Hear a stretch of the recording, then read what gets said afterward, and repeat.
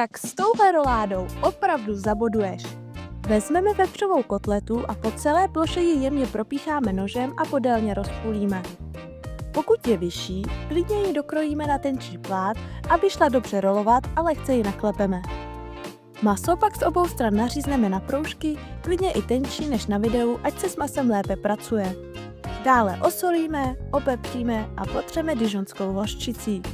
Na maso pak dáme vejce nakrájená na kostičky, salám, sýr, sterilovanou papriku a posypeme petrželí. Jednotlivé pásky masa překládáme přes sebe, smotáme do rolády, zafixujeme párátky a vložíme do pekáčku. Teď si připravíme zálivku. Smícháme majonézu, plnotučnou hořčici, country koření a sladkou papriku a postupně přiléváme lák z okurek, aby vznikla krémová až lehce tekutá konzistence. Roládu zalijeme, posypeme cibulí a pečeme zhruba 80 minut při 170 stupních Celsia. Poté odkryjeme poklici a pečeme ještě tak 10 až 15 minut při 200 stupních Celsia. Po upečení už jen vyndáme párátka a můžeme servírovat.